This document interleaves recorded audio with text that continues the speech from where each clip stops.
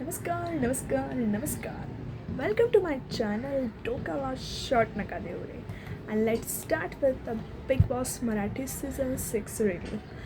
आत्ता आपण येऊया लास्टच्या वीकमध्ये जे काही कांड झालेले आहेत त्यावरती. तर ह्यावेळी जसं आपण प्रेडिक्ट करतो तसं इविक्शन आपण केलेलं प्रेडिक्ट एकदम करेक्ट ठरलेलं आहे. आयुष संजू घराच्या बाहेर गेलेला आहे. करेक्ट आहे आपलं.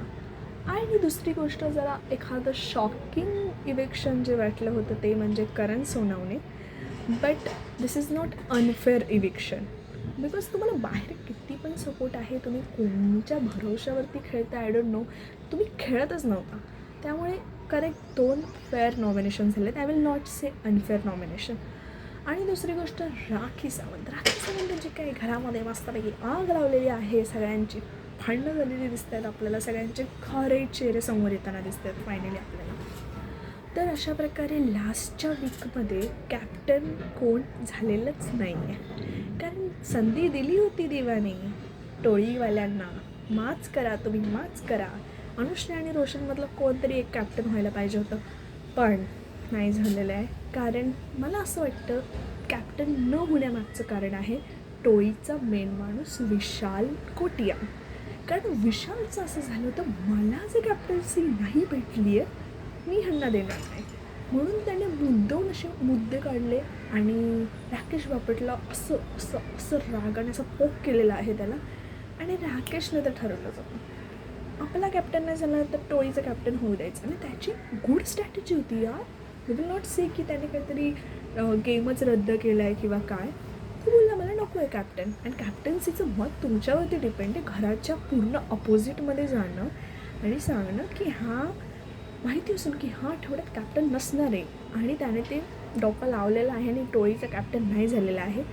आणि अनुश्रीने जे काय अख्खा आठवडाभर अगबाईनी अशी, अगबाईनी तशी, अगबाईनी अशी जे काय ते रूप घेतलं होतं, तर तिचा असा एक खरा चेहरा 2 सेकंद नाही लागले बाहेर यायला आणि तिने घराच्या बाहेर येऊन असे कपडे फेकून टाकले इकडे तिकडे. म्हणजे का एवढा देखावा करायचा एखाद्या माणसाने? जर तुम्हाला चांगलं बघता नाही येतं तर प्लीज डोंट फेक असं फेक असं चेहरा समोर येऊन मागायची गरज नाही लागत. कॅप्टन व्हायचं आहे तर राडे घालून पण ह्याच्या आधीच्या सीझनमध्ये कॅप्टन झालेले आहेत. नॉट जस्ट की सगळ्यांशी जाऊन गोड बोललं पाहिजे, नॉमिनेशनचं टास्क आला की एकदम गोड वागलं पाहिजे, सुनबाई कॅटेगरी असं वागलं पाहिजे. अरे नाही लागत एवढं सगळं करायला काय म्हणजे. आणि सेकंड थिंग, लास्ट वीकमध्ये जे काही होतं ना दिसत होतं लव अँगल, जो म्हणजे प्राजक्त, म्हणजे ते 2 मला नावच अशी हे वाटतात, प्राजक्त अँड करण. म्हणजे घरात जाताना मला वाटलं पण होतं ह्यांचं काहीतरी असं होईल, पण कुठे तरी ते चालू होतं, पण त्याचं थोडंसं कम्युनिकेट तिला नाही झालं प्रॉपरली. त्याच्या आधीच घराच्या बाहेर गेला आणि शॉकिंग होतं थोडंसं. कारण करणला वोटिंग बाहेर खूप होती आणि त्याचे मित्र त्याला खूप सपोर्ट करत होते. आणि तुम्ही बाहेर येऊन त्यांचे जे इंटरव्ह्यूज आहेत त्यामध्ये करणने जे काही सांगितलेलं आहे की माझं हे सगळं एडिट झालेलं आहे, मी असा नाही दिसलं आहे, तसा नाही दिसलं आहे. अरे भाई, तुला देवाने चान्स दिला होता, तू घरात होतास, तुला खेळायचं होतं, बट तू नाही खेळलास. तो जेव्हा घरात आला हे कळालं होतं प्रीमियमच्या दिवशी, तर त्यावेळेस आय वॉज सपोर्टिंग हिम की बाबा yes Karan from orange juice can. But त्याने सगळा असा फुसका बॉम्ब निघाला ना तो, त्याने लिटरली सगळा गेमच खराब केला. म्हणजे त्याने एक काही पर्सनॅलिटी घेऊन गेला होता तो आतमध्ये. सोनावणी वहिनी म्हणून आम्ही तुला बाहेर ओळखतो आणि वी आर नॉट एक्सपेक्टिंग की तू सोनावणी वहिनी म्हणूनच घराच्या आतमध्ये दिसशील.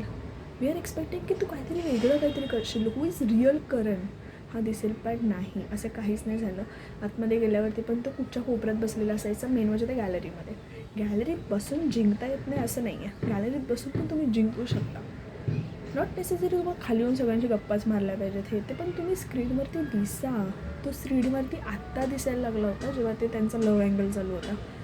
आणि आय डोंट रिमेंबर की त्याने एखादं तरी भांडण केलं किंवा काय झालं. फक्त त्या पिठाच्या टास्कमध्ये तो उठून दिसला होता. आणि अख्ख्या आठवड्यामध्ये जेव्हा विकेंडचा वार होता भाऊचा धक्का, त्या भाऊच्या धक्क्यात एकदा पण करण सोडवण्याबद्दल बोलले गेलेलं नाही आहे, कारण तो दिसलेलाच नाही आहे गेम खेळताना.